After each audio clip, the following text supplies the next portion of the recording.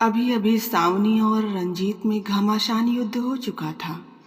रंजीत तैस में आकर दरवाज़ा धड़ाम से बंद कर बाहर जा चुका था और सावनी चाय का खाली प्याला हाथ में थामे बुत्त बनी बैठी थी। उसका दिमाग एकदम सुन्न पड़ गया था। इस अप्रत्याशित प्रहार से वो एकदम बौखला गई थी। उसने सपने में भी नहीं सोचा था कि रंजीत उसे यूं छोड़ जाएगा। एक ही झटके में उसने सारे रिश्ते नाते तोड़ दिए थे। कैसी विडंबना थी कि जो व्यक्ति उसकी मर्जी के बिना एक कदम भी ना उठाता था, वही उसे आज यूं ठुकरा कर चला गया था।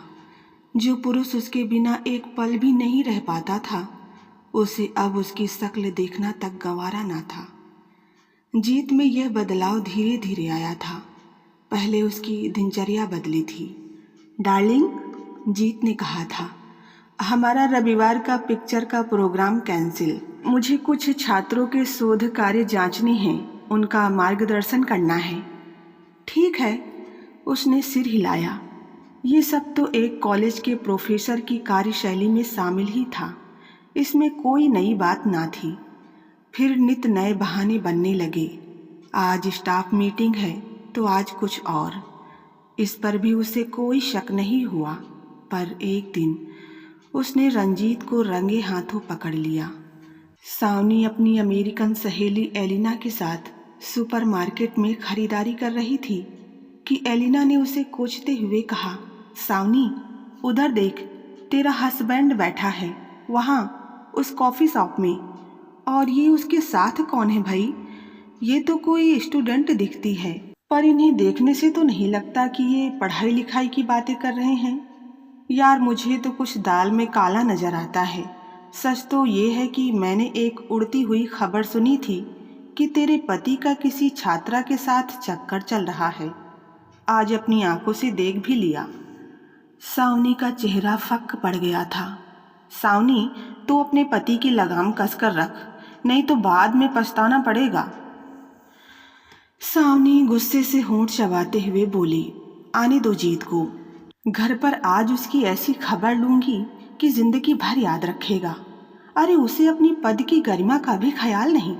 इस तरह खुलेआम दिन दहाड़े अपनी छात्रा के साथ रोमांस लड़ाने का क्या मतलब? जीत, आज मैंने तुम्हें नॉर्थ मॉल में देखा। वो लड़की कौन थी जिसके साथ तुम बैठे कॉफ़ी पी रहे थे? सावनी ने सवाल दागा तो जीत चौकन्ना हो गया। अरे, वो तो कनिका है, मेरी एक स्टूडेंट।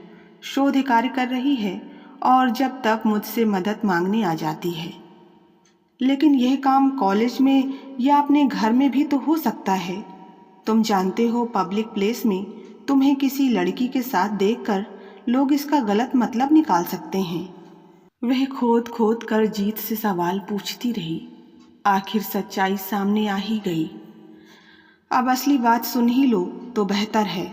मैं तुम्हें कई दिनों से बताना चाह रहा था और सही मौके की तलाश में था। मैं और कनिका एक दूसरे को चाहते हैं। हम एक दूसरे के बिना नहीं रह सकते।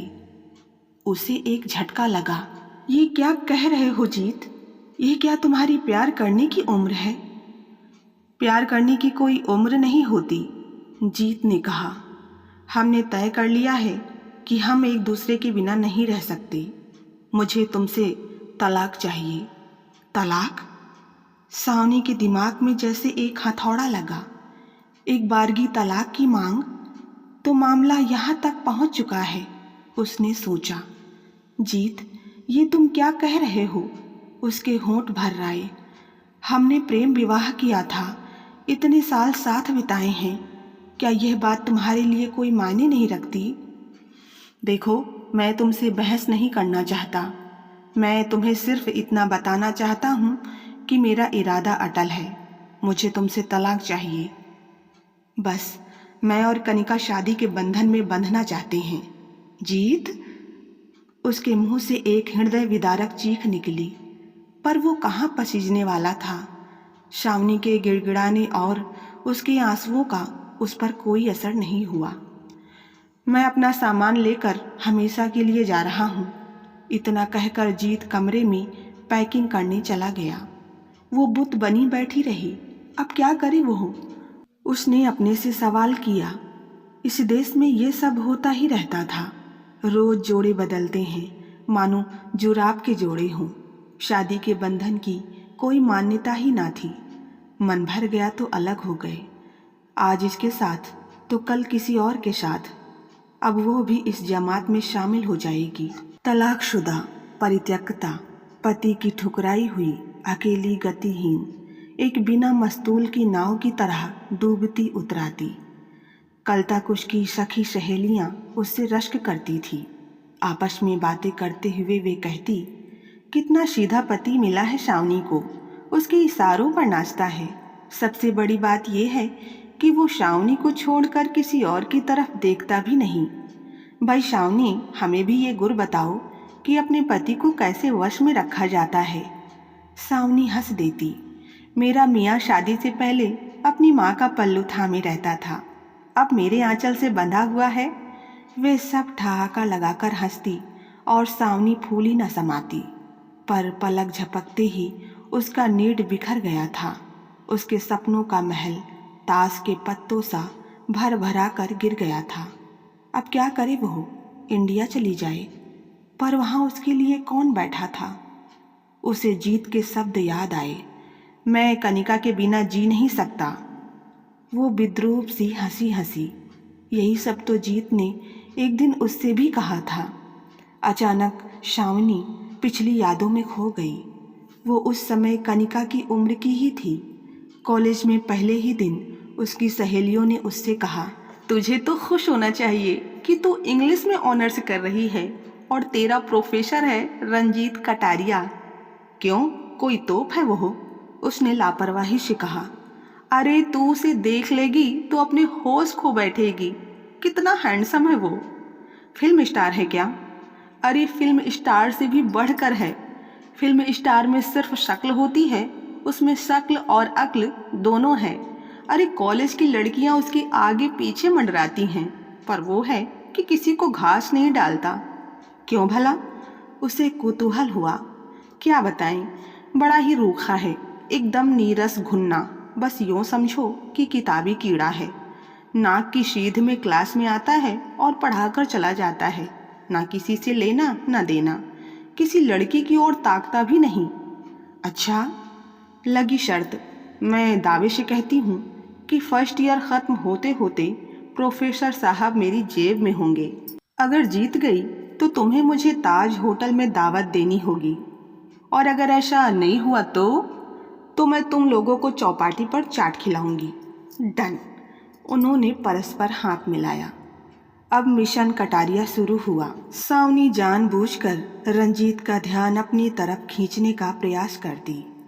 वह क्लास में कोई सवाल पूछता तो झट अपना हाथ उठा देती, उसके सवालों का उल्टा पुल्टा जवाब देती। बाकी विद्यार्थी हंसते और रंजीत खिसियाता। एक दिन उसने केक का डब्बा बढ़ाते हुए कहा, लीजिए सर। यह क्या है? आज मेरा जन्मदिन है। यह मेरी माँ का बनाया हुआ केक है जो उन्होंने घर से भेजा है और मैं आपके लिए लाई हूँ। ओह धन्यवाद। उसने केक का टुकड़ा मुंह में भर लिया। क्या मैं आपको कहीं ड्रॉप कर सकता हूँ? जीत ने झिझकते हुए कहा। ओह शुक्रिया सर, मैं यहीं लेडीज हॉस्टल में रहती हूँ। मैं चौक के राइट साइड में अपने सम्मिलित परिवार के साथ रहता हूँ। आपको रास्ते में छोड़ता चला जाऊँगा। सम्मिलित परिवार मतलब मैं, मेरे माता पिता, मेरी 2 छोटी बहनें, एक विधवा बुआ, उनके 2 बेटे, एक दादी व एक नानी। इतने सारे लोग एक साथ। उसने अपना सिर थाम लिया। मेरा मतलब, मुझे देखिए सर, मेरा इस दुनिया में एक माँ को छोड़कर और कोई नहीं है। भाई बहन का ना होना मुझे बहुत खलता है। क्या तुम कभी मेरे परिवार से मिलना चाहोगी? अवश्य, जब आप कहें। इस प्रकार बीए की परीक्षा पास करके वो निकली तो दीक्षांत समारोह के दिन उसके एक हाथ में कॉलेज की डिग्री थी और दूसरे हाथ की उंगली में रंजीत की दी हुई सगाई की अंगूठी झिलमिला रही थी। लेकिन पहला झटका उसे तब लगा जब उसने जाना कि जीत के माता पिता उन दोनों की शादी के खिलाफ हैं। क्या इस पूरे शहर में तुझे इसे छोड़ और कोई लड़की नहीं मिली? माँ बाप ने लताड़ा। हम उच्च कोटि के ब्राह्मण हैं और वो हरिजन, कैसे जमेगा? हमारे खान पान रहन सहन में जमीन आसमान का अंतर है। जीत ने अपने पिता को किसी तरह समझा बुझा लिया था, पर माँ अड़ के बैठी थी। अरे सिर्फ सुंदर और पढ़ी लिखी होने से क्या होता है? उन्होंने बहस की थी। शादी के लिए लड़की का कुल, गोत्र और खानदान देखा जाता है, कुंडलियां मिलाई जाती हैं। तमाम अड़चनों के बावजूद जीत और सावनी की शादी हो गई। शादी के बाद हनीमून मनाकर वे घर में दाखिल हुए तो सावनी की सास कावेरी जी ने उससे कहा, देखो सावनी, अब तुम इस घर की बहू हो, पर एक बात मैं तुम्हें साफ साफ बता देना चाहती हूँ। मेरी रसोई में प्रवेश न करना।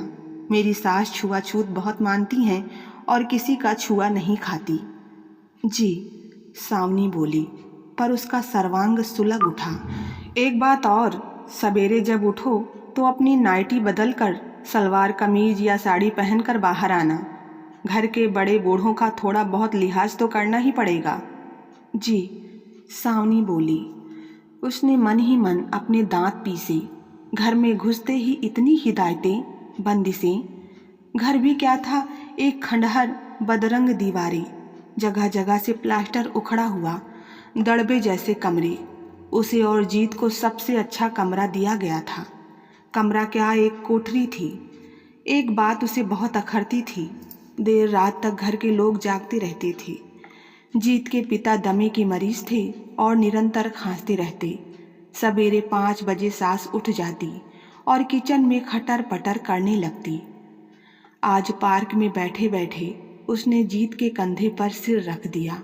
जीत, आज का दिन कितना अच्छा गुजरा। काश हमें एकांत खोजने के लिए घर से बाहर ना आना पड़े। क्यों जीत, क्या हम अलग मकान में शिफ्ट नहीं कर सकते? छोटा सा 1 बेडरूम वाला, किराए का ही सही। यह कैसे संभव है डार्लिंग? 2 घर चलाना मेरे लिए मुमकिन नहीं, और मैं एक एक पैसा अपनी बहनों की शादी के लिए जोड़ रहा हूँ। किराए के घर के लिए भी डिपॉजिट की ज़रूरत पड़ती है, वो कहाँ से लाएंगे? ओह, सावनी ने एक ठंडी सांस भरी।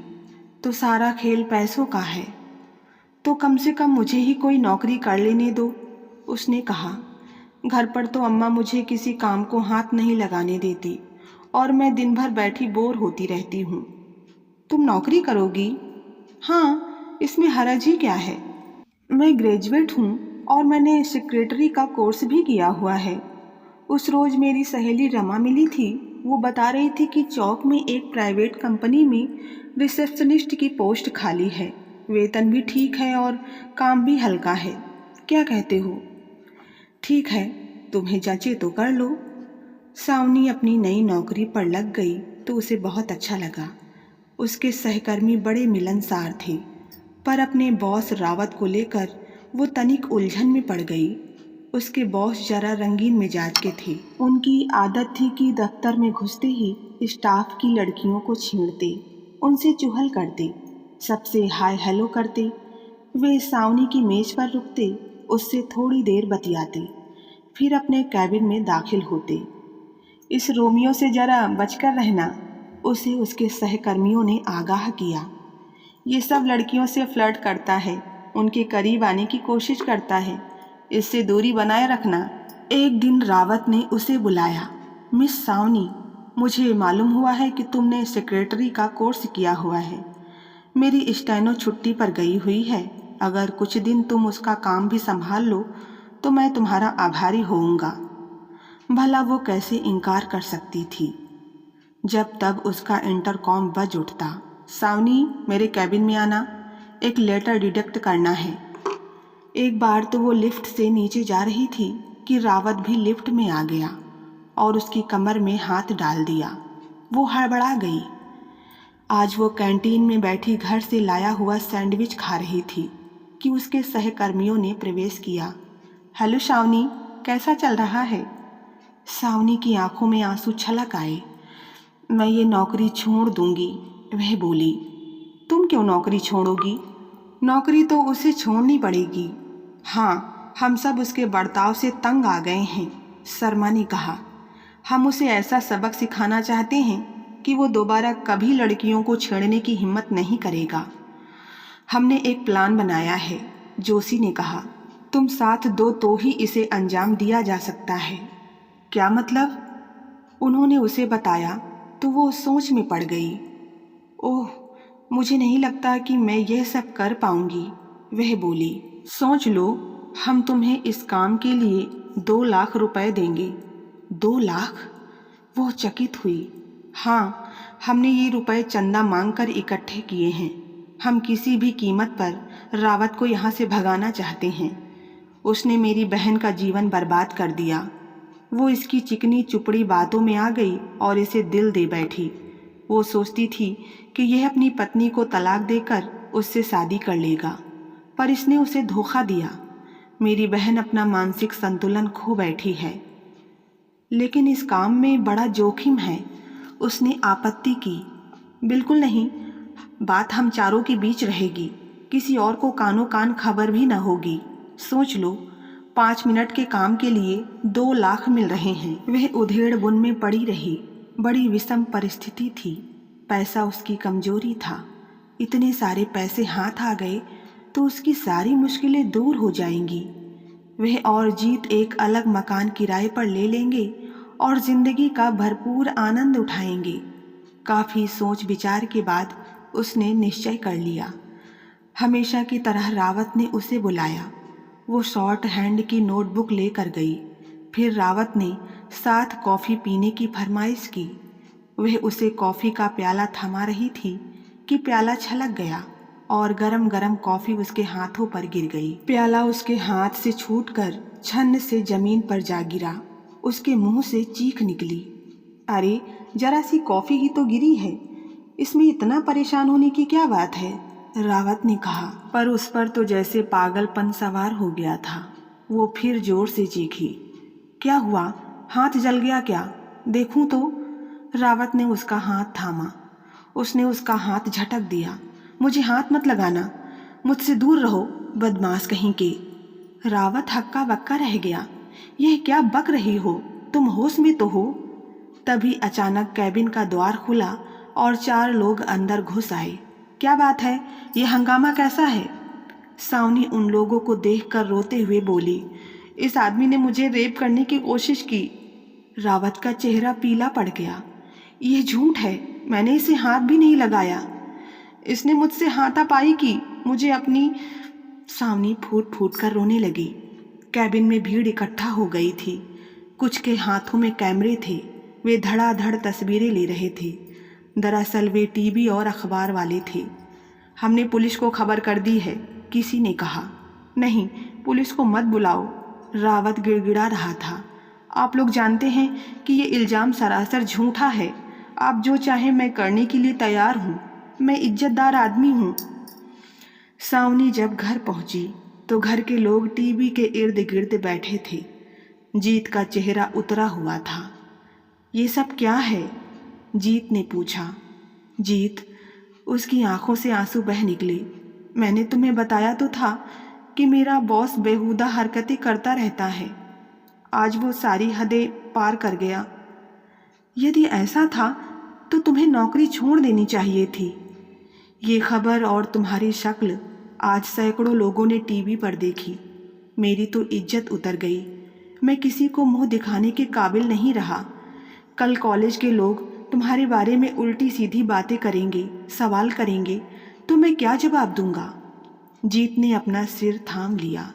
कुछ देर बाद उसने कहा, जाहिर है मैं अब यहाँ नौकरी नहीं कर सकता।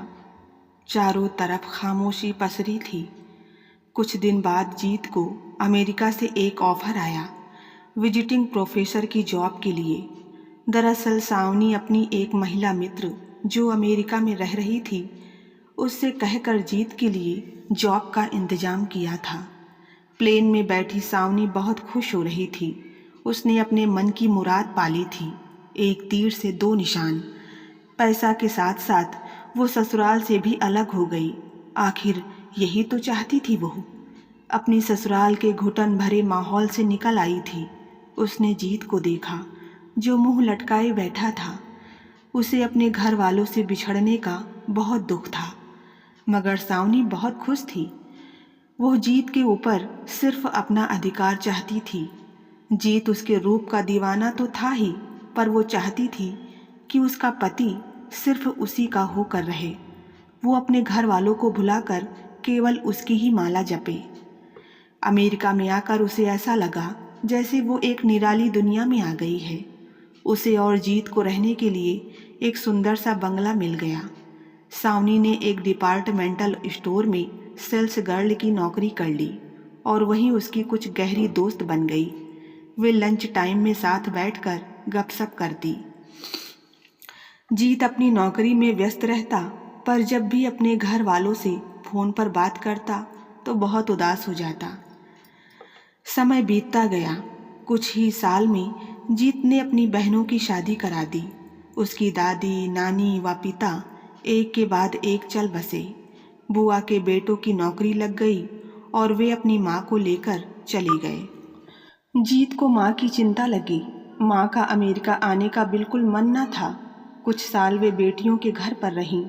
जब बहुत अशक्त हो गई तो उन्होंने बेटे को पत्र लिखा कि अब खाना बदोशों की तरह इधर उधर भटका नहीं जा रहा। शरीर बहुत कमज़ोर हो गया है। मुझे लगता है कि मेरा अंतिम समय आ पहुंचा है। मेरी हार्दिक इच्छा है कि मैं अपने बेटे की गोद में सिर रख कर मरूं। इसलिए मैंने अमेरिका आने का फैसला कर लिया है। जीत खुशी से नाच उठा, पर सावनी चिंतित हो गई। उसने अपनी सहेलियों को यह समाचार दिया तो वे सब एक सुर में बोली, अरे सावनी, अपनी सास को बुलाने की गलती ना करना, वरना पछताएगी। तू अपनी नौकरी करेगी, घर संभालेगी या बीमार सास की सेवा टहल करेगी। सावनी ने मन ही मन तय कर लिया कि यदि जीत की माँ यहाँ आ धमकी तो वह उनसे साफ शब्दों में कह देगी कि अम्मा, ये मेरा घर है और यहाँ सिर्फ मेरी मर्जी चलेगी। मैं अपने घर में जो चाहे करूँ, जो चाहे पकाऊँ खाऊँ, जो चाहे पहनूँ, मिनी ड्रेस या टॉपलेस, मुझे पूरा हक है। पर इसकी नौबत ही नहीं आई। कुछ ही दिनों में जीत को समाचार मिला कि उसकी माँ का अचानक दिल का दौरा पड़ने से निधन हो गया। फूट फूट कर रोता जीत अपने आप को कोसता रहा।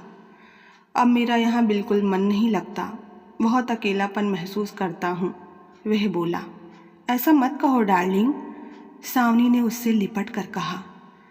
हमने यहाँ आकर कौन सी जायदाद खड़ी कर ली। अपने परिवार से दूर बेगानों की तरह पड़े हैं यहाँ। दिन भर जानवरों की तरह खटते हैं। क्यों करते हैं हम इतनी दौड़ धूप, इतनी मेहनत मशक्क़त किसके लिए करते हैं? मुझे तो लगता है कि अब हमारा एक बच्चा होना चाहिए। बिना बच्चे के घर सूना लगता है। तुम ठीक कहते हो। दूसरे दिन सावनी ने अपनी सहेलियों से कहा, मेरा पति चाहता है कि हमारा एक बच्चा हो। और तू क्या चाहती है? लेक्सी ने पूछा। मैं अभी से यह जंजाल पालना नहीं चाहती। बिल्कुल ठीक। बच्चा होने के बाद औरत घर से बंद कर रह जाती है। उसका बदन ढीला पड़ जाता है। मर्दों का क्या जाता है, बस हुक्म चला दिया कि एक बच्चा होना चाहिए। आफत तो हम औरतों की ही होती है। जरा सोचो, शिशु को 9 महीने कोख में रखो, प्रसव पीड़ा सहो, मर मर कर उसे पालो और जब वो बड़ा हो जाए और मुंह फेर कर चल दे तो कुछ कर ना सको। होता तो यही है। बच्चे पीछे मुड़कर देखते भी नहीं कि माँ बाप जी रहे हैं कि मर गए। माँ बाप बूढ़े और लाचार हो जाएं तो उन्हें वृद्धा आश्रम में डालकर सोचते हैं कि उनका कर्तव्य पूरा हो गया। ऐसी औलाद होने से तो बे औलाद ही भले। हाँ, सीना ने लेक्सी की हाँ में हाँ मिलाई। घर घर की यही कहानी है, लेकिन वे भी क्या करें। यहाँ एक आदमी की तनख्वाह से गुजारा होता नहीं। मियाँ बीबी दोनों को नौकरी करनी पड़ती है। माँ बाप की देखभाल करना उनके लिए मुमकिन नहीं, इसीलिए वृद्धा आश्रम की शरण लेते हैं। इस देश की यही प्रथा है। हमारी युवा पीढ़ी तो हमसे भी एक कदम आगे है। उनकी तो शादी की संस्था में भी आस्था नहीं है। किसी से प्रेम हुआ तो साथ रहने लगे, तकरार हुई तो अलग हो गए। बच्चों की चाह हुई तो ही शादी करते हैं, नहीं तो वे सिर्फ अपने लिए ही जीते हैं, भरपूर ऐश करते हैं। खूब मौज मस्ती करते हैं, जिंदगी का पूरा लुत्फ उठाते हैं। लेकिन इधर मेरा पति बच्चे के लिए मेरे पीछे हाथ धोकर पड़ गया है। शावनी मुंह बनाकर बोली। उसे बहलाना कौन सी बड़ी बात है, तू चुपचाप गर्भ निरोधक गोलियां खाती रहे, उसे पता भी ना चलेगा। अब तुझे इतनी सी बात भी समझानी पड़ेगी क्या? शीना बोली। मेरी मान, तू अपने पति को एक कुत्ते का पिल्ला भेंट कर दे, उसका दिल लग जाएगा, किस्सा खत्म। लैक्सी बोली तो सभी ठहाका लगाकर हंस पड़े। दिन अच्छे भले गुजरते जा रहे थे। सावनी अपनी ही दुनिया में मस्त थी। दरवाज़ा खुलने से उसकी तंद्रा भंग हुई। कमरे से पैकिंग करके जीत बाहर आया तो एक बार फिर सावनी उसको मनाने लगी। प्लीज़ रंजीत, एक बार फिर सोच लो। सावनी, मैंने काफ़ी सोच विचार करके यह फैसला लिया है। तुमने मुझे मेरे घर से, देश से, सबसे दूर कर दिया। और तो और तुम मेरे साथ बच्चा भी नहीं चाहती हो। क्या मुझे पता नहीं है कि बच्चे क्यों नहीं हो रहे हैं? सावनी आवाक रह गई। हाँ, मैंने गर्भ निरोधक गोलियों के रैपर देख लिए थे। जब तुम्हें अपनी ज़िंदगी अपने हिसाब से जीनी है तो मुझे भी अपना जीवन खुद के अनुसार जीना है। मैं अकेलेपन से अवसादग्रसित हो गया था। वो तो कनिका ही थी जो मेरे दर्द को नज़दीक से समझती रही। तुम्हें तो शायद याद भी नहीं होगा कि कब तुमने मेरे साथ अकेले वक्त गुजारा हो। इस देश की चकाचौंध ने तुम्हें सबसे दूर कर दिया है। वह टुकुर टुकुर देखती रही और जीत एक छोटी अटैची में अपना सामान भर कर चला गया। जीत ने उसे बीच भंवर में लाकर उससे किनारा कर लिया था। कहाँ गए उसके लंबे चौड़े वादे, आजन्म साथ निभाने की कस्में? एक क्षण में उसका प्यार काफूर हो गया था। उसे अपने हाल पर रोना आया। उसने किसी का क्या बिगाड़ा था जो उसे यह सजा मिली? उसने सोचा तो उसके मन ने उसकी निंदा की। क्या उसने रावत पर झूठा इल्ज़ाम लगाकर उसे बेइज्जत नहीं किया? उसे नौकरी छोड़ने पर मजबूर नहीं किया? उसका पारिवारिक सुख चैन नष्ट नहीं किया? उसने सुना था कि रावत की पत्नी ने उसे तलाक दे दिया था। ये सब मेरी वजह से हुआ। उसने अपने आप को धिक्कारा। उसे बाद में जाकर पता लगा था कि दफ्तर में कुछ लोगों की रावत से दुश्मनी थी। उन्होंने जानबूझकर उसे सरेआम बेइज्जत करने का प्लान बनाया था और इस काम के लिए सावनी को मोहरा बनाया गया था। चंद रुपयों की खातिर मैंने ऐसा किया। उसने सोचा आज मेरे पास पैसा है पर मन की शांति नहीं। मैंने किसी और का घर उजाड़कर अपना आशियाना बसाना चाहा था। आज मेरे पास घर है पर घर वाला जा चुका है। एक बेटे को उसके परिवार से दूर कर दिया था, वो भी जानबूझकर। उसकी सज़ा मुझे मिलनी ही थी। बड़ा गुमान था अपने रूप पर। उसी गुमान और घमंड को तोड़कर जीत उसकी ज़िंदगी से जा चुका है। तो बस आज की कहानी में इतना ही। कहानी पसंद आई हो तो वीडियो को लाइक करें। चैनल पर नए हैं तो सब्सक्राइब करना ना भूलें। मिलते हैं नई कहानी के साथ, तब तक के लिए धन्यवाद।